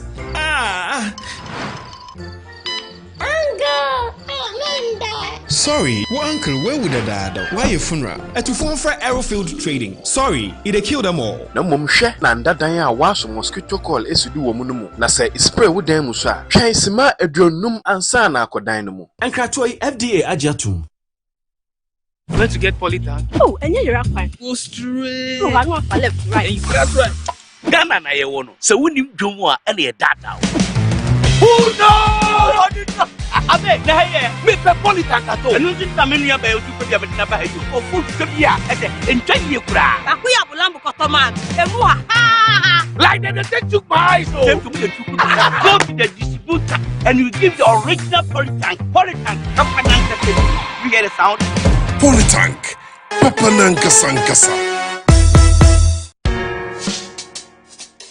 Whether you're a wholesaler, retailer, or consumer, MNC Logistics and Trading is your trusted partner in minerals and food commodities trading. Experience the difference with MNC Logistics and Trading for your commodities trading. We operate a well-equipped laboratory that smelts and assays gold to ensure transparent, credible, and reliable minerals transactions. Our general food commodity market deals with imports and exports of food products such as rice, sugar, and grains. We pride ourselves on delivering products that meet the highest standards of quality and taste. With our expertise in international trading and logistics, we bridge customers far and wide. Locate us at number 4 Neosai Interfo Avenue, East Legon, Accra. Call us on 030-299-8246 or visit our website www.mnclogisticsandtrading.com. MNC Logistics and Trading, hub of confidence. Buy affordable service plots and lands from Estate Masters. Currently selling our Nest Cottage, located at the newly proposed Airport City, with a starting price of 25,000 Ghana cedis.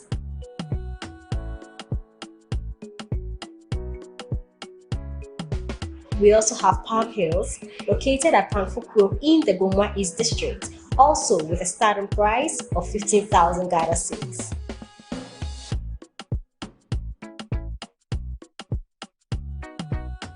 Available also is Coastal Park in Lakleku, which is a 15-minute drive from the Ningo Senior High School, having a starting price of 55,000 Ghana cedis. You will receive a free site plan with indenture once you successfully purchase a land from us. For any enquiries, contact the numbers provided. Estate Masters, your most preferred estate partner.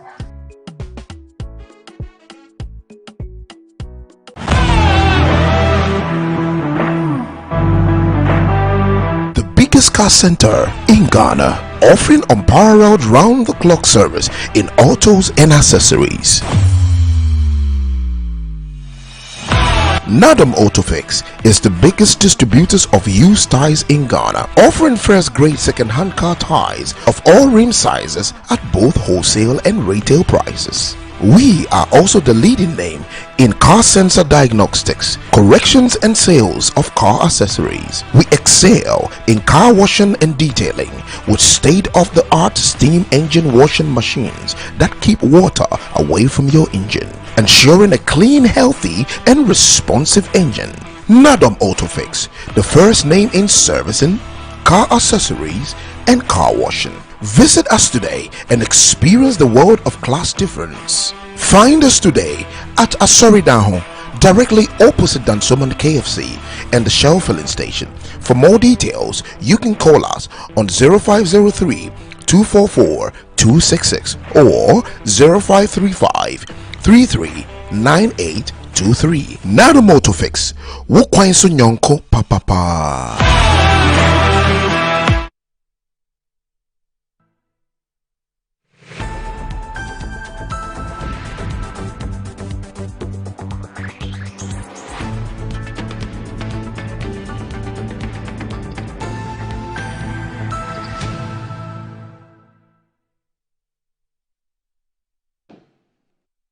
Live on Good Morning Ghana on Metro Television. The show is also live on 94.1 on your radio dial, and it's crystal clear, very clear. Please tune into 94.1 on your radio dial just in case you want to leave the comfort of your home, but you still want to monitor keenly with rapt attention what we're talking about here on the show. And also Prosper. Ashikwe, thank you very much. Initially when I started the show, I used the word re-rating instead of re-vetting. Yes, it happens to us sometimes. They say, well, Wagba. So I got small this morning. So please forgive me. It's actually re-vetting. That's the word I was looking for. I said re-vetting. Anyway, so we're getting some very interesting thoughts or insights that are being shared as far as this conversation we're having about the 1 cedi per litre tax, which has been introduced by the finance minister, of course, on behalf of the president. Now, there's a gentleman who says he's called Dr. Kwe. I honestly don't know him, but he sent a message. He said Dr. Kwe. Now, Dr. Kwe raises this. He says, government projects 9 billion from the energy debt recovery levy in 2025, based on the current 49 pesos per litre we pay. Government is adding an extra 1 cedi per litre to rake in an additional 5.9 billion. This means we'll be paying an energy sector an energy debt recovery levy of 1.49 per litre on a fuel instead of the current 0.49, and raising about 15 billion this year. The aim is to clear the huge energy sector debt threatening to cripple the economy. By January 2025, total energy sector debt was in excess of 45 billion. One major reason this debt exists is that ECG, now your 45 billion, I'm not too sure, because if what the finance minister said is anything to go by, which is 3.1 billion US dollars at 10.8 exchange rate would give us somewhere around 32, 33. So you may have to come again, Dr. Kwe, with your 45 billion. I don't know where you got your figure from. But it says one major reason this debt exists is that ECG cannot account for 30% of power they sell. So we must always pay for about 30% through taxes. The reality is, even people who are raising to pay can't have, so people who are ready to pay can't have access to meters in reasonable time. We will pay this inefficiency tax forever, since the reason for its introduction appears to be with us until something radical happens. Privatize ECG, list it on the stock market, so we can buy, own, and control that tumor itself, else this tax will amount to another water in a basket. The lessons from the past indicates the politicians cannot manage ECG. Other measures include ensuring quarterly tariff adjustment and maintaining even after the IMF program. This is because ECG buys electricity from the factory in dollars and pays the factory in dollars after selling in cedis to us. The failure to regularly adjust tariffs in line with dollar trends only add up to the debt, as was the case prior to 2023 when IMF forced the government to reintroduce it. What citizens must know is any government that refuses to adjust tariffs quarterly in line with the dollar trends is rather destroying the energy sector. Then there's another one, which I thought was also very interesting. He says, and that's coming from one Mr. Fiati. Mr. Fiati. It says, Mr. Fiati in Accra.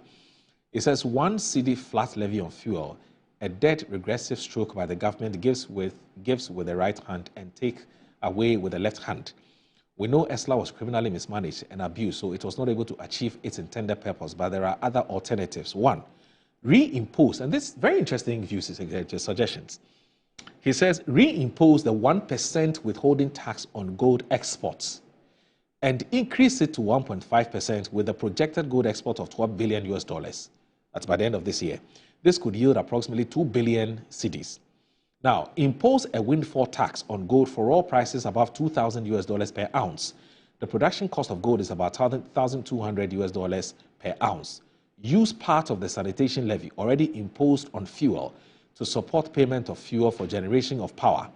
Pass legislation to that effect if required. So far, that levy has not resulted in any improvements in sanitation. Instead, it became a slush fund. I thought the sanitation levy had been repealed. Had it been repealed? Hasn't it been repealed? I thought it was repealed. Yes, I think so too. And Richard Anyagba. Richard. Richard, good morning. He says, Moro, are you moderating the program or you are making a point? Oh, you're doing what? And he said, am I He's moderating arguing the with me. He's program arguing with me. or am I moderating or making a point? Richard, I'm doing both. I'm doing both. I'm doing both. But I hope you're doing well. You haven't been here in a while. See you on Thursday. See you on Thursday. Now, can I say hi to Richard? Richard, how Richard you doing? Anyagba. Yes, how you doing, he's enjoying the program. Let's meet sometime. Yes. It would be interesting if you would join the panel next week. Anyway, so Seydou Kpebu says that, but the MPP has capped and collateralized ESLA for loans. It was not used for the purpose for which it was set up. So Collins has beautifully warned himself into MPP stride. He's full of vim on Good Morning Ghana on Metro TV. That's coming from him. And Musa Abattoir in Asawasi says, I fully support the finance minister's call for each of us to contribute just 1 cedi to help settle the energy sector debt inherited from the previous government. This government has demonstrated remarkable leadership in stabilizing the economy, with the cedi appreciating significantly from 17 cedis to $1 down to 10 and still gaining strength. Let's all rally behind the initiative and support the government to succeed. A stable economy and reliable power supply would benefit all of us. Now, I think there's some education that ought to be done on this levy, because the impression I get is that some people think it's actually a cedi on a gallon of fuel. No, it's a liter. Yes, it's a liter. It's a liter. So when you buy 1 gallon, yes, you're paying 4 cedis 50 4 pesos. 4 cedis 50 pesos. 1 gallon, you're going to pay 4 cedis 50 pesos. That's what it means. So if it used to be 12 cedis per gallon, you're saying it's going to be 16? No, you see, there's a price build-up. There's a certain build-up to the pump price. Yes. One of the elements within that is the levies. Yes.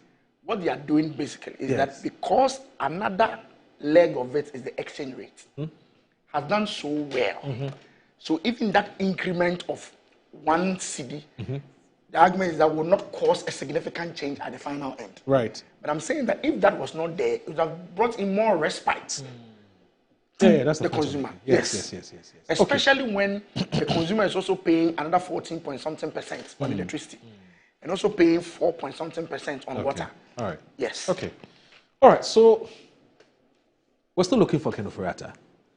We want Ken Ofori-Atta to appear before the special prosecutor to assist in investigations. A man of interest, a person of interest. He says he's not well. He's receiving medical treatment abroad, and he said he had cancer.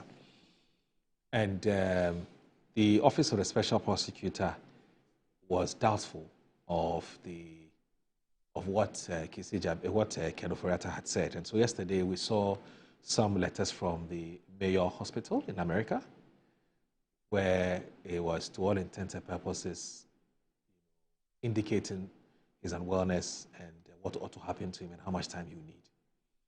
So the today again, still with the daily guide of today, it says the Oforiatta cancer letter pops up, and the story is on page 6 of today's daily guide newspaper. And it says that Jibril Abdul Razak is reporting that a medical excuse letter has popped in the midst of uncertainties concerning the medical condition of former Minister of Finance, Ken Oforiatta, and when he will return to Ghana. Now, the Office of the Special Prosecutor on Monday, June 2, 2025, declared Mr. Oforiatta wanted and a fugitive from justice for failing to meet its deadline to report in person and in connection with corruption and corruption-related investigations. While his legal team maintained that the OSP had been informed about the former minister's health condition, the OSP insists that to date, the former minister has failed to provide any medical reports which suggest that he's a travel risk and unable to return to the jurisdiction by reason of his medical condition. But the medical reports from Mayo Clinic, one of the top-ranked hospitals in the United States of America, making rounds on various social media platforms, clearly indicate that Mr. Oforiatta has been diagnosed with cancer, as revealed by the Special Prosecutor Kese Jammeh at the press conference on Monday. The letter points out that Mr. Oforiatta underwent an MRI-guided biopsy and has been diagnosed with cancer. It continued that a surgical intervention has been deemed necessary after the testing. MRI and biopsy procedures in March 2025 as indicated in a previous letter written in February this year. This surgical procedure has been scheduled for June 13 with Dr. Paras Shah of the Department of Urology. It is hoped that a closer date may open up, the letter indicated. The letter further pointed out that following the procedure, Mr. Oforiatta will require a recovery period before he's able to travel to Ghana. Now, closely related to this, except that it's not been reported in the newspapers that we have, because I haven't seen it yet, but what we're being told is that the Attorney General's Department and the Foreign Affairs Ministry are collaborating with the Office of the Special Prosecutor to do two things: to help locate where he is, and also to, trigger an extradition, sort of, what's even the word? To sort of extradite him to Ghana. So the Office of a Special Prosecutor is not taking this matter lightly at all. It's on Interpol Red Alert Notice, and so on and so forth. Now, I'll start with you as usual, Akwesi. Is the Office of the Special Prosecutor on track in dealing with this Ken Oforiatta matter? And what do you make of Ken Oforiatta's reasons why he can't physically be available for questioning? Well, I think, first of all, we need to look at the position of the law, the legal position. The law is very clear that persons who are being investigated for crime or who are being prosecuted for crime have no duty to help in their prosecution. The law is very clear on that. You understand? So, to that extent, Mr. Ken Oforiatta has no duty or responsibility to help the special prosecutor find facts to prosecute him with. And that's the position of the law. I mean, you can check from any lawyer and so on. Now, even the law recognizes that spouses cannot be compelled to give evidence against their partners. Yeah. So this is the position of the law. Now, this should mean that the special prosecutor can carry out the investigations, or could carry out the investigations, or should carry out the investigations without the assistance of Mr. Ken Oforiatta. It is possible. Okay. However, we are advised by some lawyers that when you are being investigated, and you are innocent, it is important for you to be as cooperative as possible in order to unearth the true facts which may prevent prosecution. Because if you cooperate with the investigative agencies and so on, give them all the facts and so on, and they come to the conclusion that the case they are building against you will have no merit in court and so on, there may not be prosecution. So sometimes cooperating with the relevant security agents and so on is in the interest of the suspect or the accused person or the person of interest. You understand? Now, having said that, it's also clear that in some kinds of investigations, not all, the investigating authorities would want to have the cooperation of persons who are being investigated. You understand? Right. For various reasons. And that, when the investigating authorities are also convinced that the investigations are likely to lead to prosecution, they would want to have the targets of investigations in the jurisdiction so that they can be properly prosecuted and convicted. I hope you understand what I'm saying. Exactly. So it is not unusual for investigating agencies and authorities to seek to have the targets of the investigations or persons of interest in the jurisdiction. It happens all the time. I mean, only recently, that guy who was accused of being the mastermind behind the robberies of Mrs. Eminsata and so on was extradited from Lomé. Yeah. Okay? Not just that. These Nigerian gangsters who were also reported to be behind the kidnapping of Ghanaian women were extradited from Nigeria. Right. And that principle applies to every citizen, including Ken Ofori-Atta.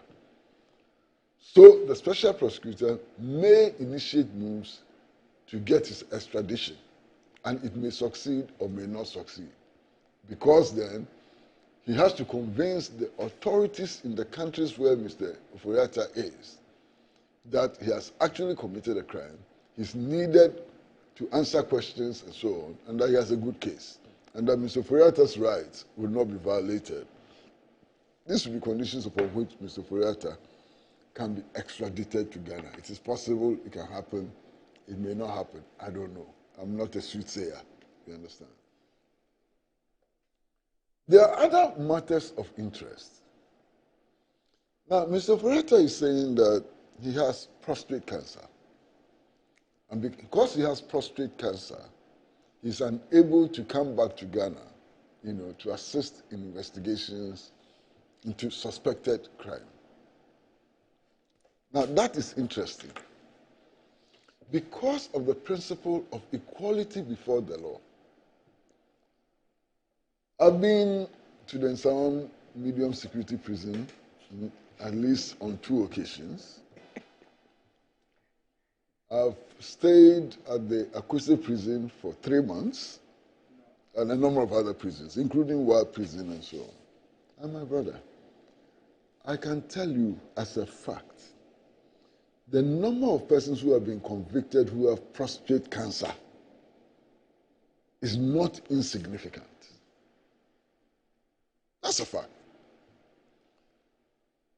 And again, if you look at the medical statistics,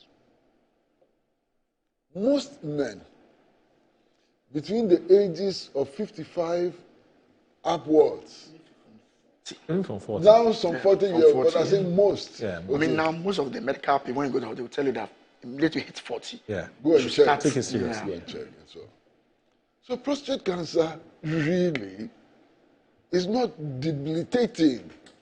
Many people have it. I was going to mention this clinic just around the corner. If you go there, the prostate cancer department, the cancer department, the oncology department, is full of patients and so on. They go about their normal duties with prostate cancer. You understand? These days, even new forms of surgery have been designed, non-intrusive surgery and so on. You do it, the next day you're on the plane, you are flying. It's not any wonderful thing. You understand what I'm saying? Now, even if you put this aside, the other issue simply is that if you're using the state of your health as a reason for your inability to appear before investigative agencies and so on, you ought to provide proof. And the prescribed proof is a medical report, not a lab test result. You understand? Now, when I listened to the special prosecutor, he stated that Mr. Ofori-Atta had indicated that he couldn't come because he was sick, he was scheduled for surgery, and that he was ready to make his biopsy, yes. whatever, Charlie, some of these words. But biopsy report available for examination. And I'm saying, hey, what is happening here? That's a lab report. That's a lab report.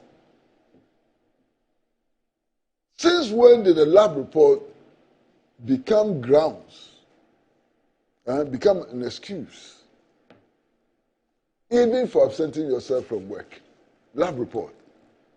You are working in the civil service and you want an excuse duty. Do you take a lab report? Even that, your lab report will not be accepted.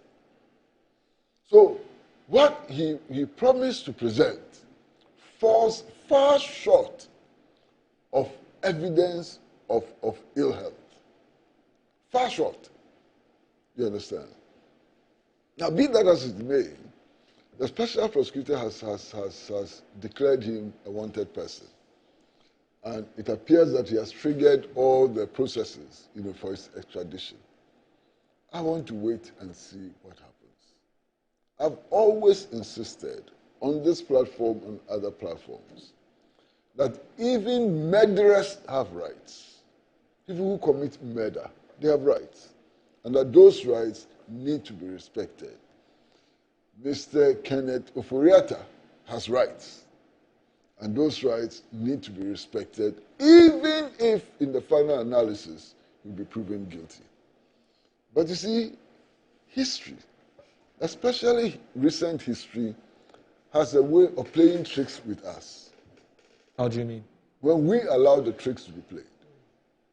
Because I remember when Honorable, your people, including Andy Appiah-Kubi and others, called on the president to fire Mr. Ken Ofori-Atta for many reasons, one of which was not stated, which was his ill health and so on. You mean the gang of 89?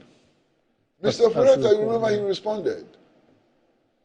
He said that he had problems with his liver. But his DNA was so strong that he could continue to be in office as finance minister. Don't forget that. But when it comes to his position as finance minister... No, but that was at the time. His DNA has changed. Maybe. Hey, Moro. Moro. At the time. Not now. And so the DNA has changed. Yes. His DNA is no longer strong. Yes. The DNA which could fight his liver condition is not there. Is incapable of fighting his prostate cancer. It's not existent now. Okay, no problem. If that is what you say. What can I do? I'm not a doctor. Am I a medical practitioner? Moro is a professor. Professor of medicine. On a more seriousness. I'm just saying that what we say, we should be careful what we say. Because in one instance, as for being finance minister there, your DNA is so strong that you can continue to be finance minister. When it comes to answering questions before the special prosecutor, your DNA becomes so weak that you can't even fly. Bah.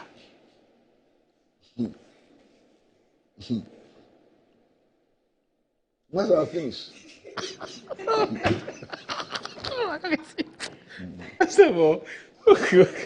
Colleagues, please come in. Moro, I have my own personal... Yes, but before you come in, yeah, I beg you, let me read this. Andy, you were rolling this thing up. I need to read the response of the Office of the Special Prosecutor before Collins comes in. No, because it will feed into your analysis. There would be a need. Oh, but you know what else? I have my own personal... Okay, take on the matter. Take on the matter. I'm not too sure it's good for this platform. Okay. In the fifth. Really? It's allowed. Yeah. That's why it's allowed. It's allowed. Look, this morning, Collins has sweated enough. Oh, I doubt. I don't think that we should continue to excite his sweat glands anymore. So if he's feeling, I have my own personal the faith, okay. I have my own personal. I'm listening with rapt attention. This, and I'm saying that I'm not too sure it's good for this platform. Okay. In the fifth. I respect that, and I'm sure that Moro would respect that. Respect that. You But know, honestly, and our viewers will respect that. Absolutely. Yes. Let's read what the Office of the Special Prosecutor has said in response to the letters that's been circulated in the. But I'm not sweating. You were rolling it up just about a minute ago. But I'm not sweating. Yes. No. Yes, that's what that Sweating is not always about. Oh, Fortune, please let's read it out. Yes. So here's the thing. So public notice from the Office of the Special Prosecutor. The Office of the Special Prosecutor has become aware of a publication on online media purporting to be a letter from a hospital containing alleged medical report on Mr. Kenneth Ofori-Atta. We wish to place on record that neither Mr. Ofori-Atta nor his lawyers have submitted any such letter to the OSP. And it continues to say that the only correspondence received from his legal representatives is a letter notifying the OSP of a change in his medical condition, and on their say-so.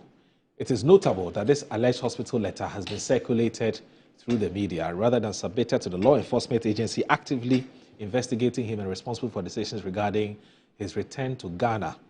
To date, no certified. Okay, so there's a bit of a. You skipped me. So once we get there, I'll read it. Yes, don't worry. I understand. So we wish to place on record that neither Mr. Ofori-Atta nor his lawyers have submitted any such letter to the OSP, and it continues to say the only correspondence received from his legal representatives is a letter notifying the OSP of a change in his medical condition, and on their say-so. It is notable that this alleged hospital letter has been circulated through the media rather than submitted, blah, blah, blah. Good. To date, no certified medical records or official documents from any hospital authority has been submitted to the OSP, indicating that Mr. Ofori-Atta is incapacitated or unable to travel to Ghana. June 3, 2025. I think there's a continuation. I believe so. Okay, so, all right. So this is what we want to show you for now. Now, Colin says that he would want to plead the fifth. He doesn't have any comment on this, so my suspicion is that he has a different opinion from what most of his party people have expressed. No, not necessarily. He's not commenting. He's not commenting. I'm not. I'm trying to tease something out of him, but it's not working. I want to tease something out of him, but it's not working. Just said that I have my own personal take on the matter. I don't think it's appropriate for the platform. I agree. So I plead the fifth. That's all. I'm not disagreeing with my party or anybody. Yeah. I just want to plead the fifth. But regarding what the OSP said. But obviously, you don't have to go to the extent of saying that you don't disagree with your party. Yeah. What he said. Because if you say you don't disagree with your party, you have not pleaded the fifth. I'm pleading the fifth. Because your party has a position.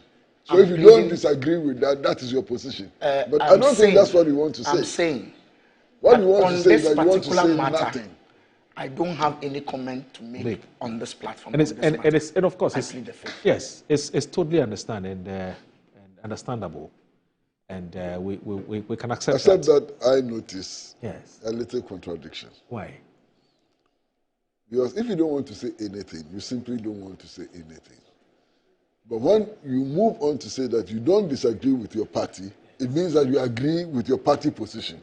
In other words, I'm saying that he said something. Yes. I'm saying that you should just remain at the point where you say, I make no comment. Okay. All right. Agreeing or disagreeing with your party position is a position. Can be interpreted. It's a position. It's a position. Yes. Okay. But I heard from Davis, who was saying, in fact, he was insisting that in the February letter, which was written to the Office of the Special Prosecutor, they actually attached these letters from Mayo Hospital to the Office of the Special Prosecutor, telling them, and written by the doctor who is taking care of Ken, that this is what Ken is going through. This is Ken's condition. So for the Office of the Special Prosecutor to come out and say that they don't have it. That letter is completely irrelevant to this matter. Because as a result of the February letter, the two parties agreed that by June 2nd, Mr. Ofori-Atta would appear before the Office of the Special Prosecutor. True. If there's a new development, that new development requires validation. It just means nothing has changed. It means what was said in February. If nothing has changed, then he's required to appear by June 2nd. If nothing has changed. No, what I said, nothing has changed. It is because something has changed that he's unable to appear on June 2nd. So that which has changed also requires certification. Okay. That's the point I'm making. All right. I think it's a valid point. All right, Kwesi, thank you so much for your time. It's always a pleasure having you join us. Mr. Kwesi Pratt Jr. is the managing editor of the Insight newspaper, and also Collins Adomako Mensah is Collins, MP. Thank you very much. For Efija Kwabre At least North. you challenge me. You challenge me to, and also a ranking member on the Energy Committee. And my name is Aldumo. The show was produced diligently and productively by yours truly, Annie. For Ampo. She has to say names a lot of people don't know. One of these days I'll reveal it. Annie. It's a very beautiful name. I don't know why she doesn't put it out. She would. So with her permission, I'll do that. It's a beautiful surname. Not just the surname. If you start revealing Annie's secrets, I'll be most upset. All right. Sometimes I forget that the dad is here. I must comport myself. I must behave. Anyway, thanks for watching Good Morning Ghana. Bye-bye.